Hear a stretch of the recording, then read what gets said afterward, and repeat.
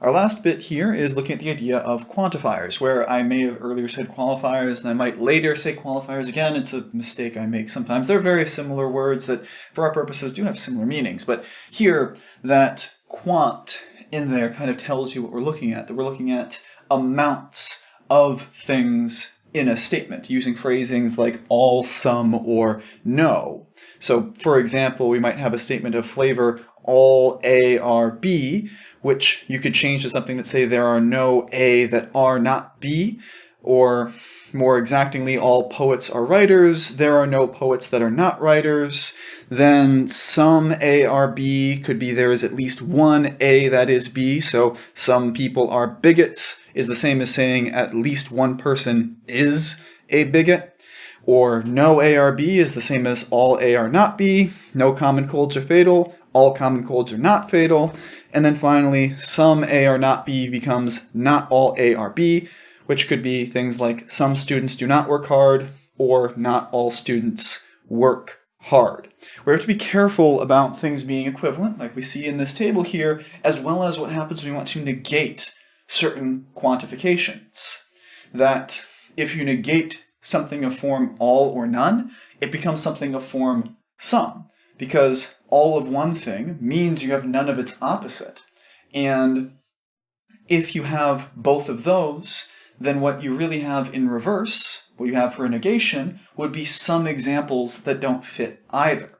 So negation of all and none is some, while the negation of some can become all or none, depending on how exactly you want to phrase your statement. Sometimes you want to be really clunky, sometimes you want to be really clean, but point is here that when you're going from all, it doesn't become none, and when you're going from none, it doesn't become all. There are just some counterexamples. So, enough talking about counterexamples, let's get one actual example, one direct example, to finish this section. For this, we have that the founding fathers stated that they believed all men are created equal, but they did not value all men as equal in the government they established. What can we conclude here? So we're thinking a bit more directly, logically here, and we're thinking a bit more, let's say, seriously, almost. We're talking about, in this case, music we've got here. It's a bit of history and civics. But here, we have the statement, all men are created equal. That's what we're building this around.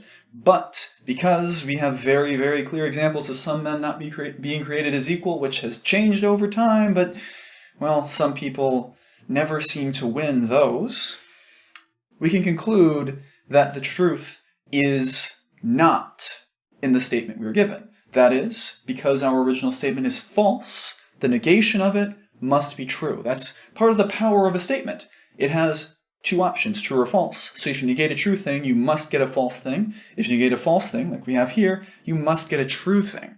Where a reverse of what we have here, some things we could say would be statements like, some men are not created equal, because we are negating an all statement, or at least one man, let's say, I do is or was, is not created equal.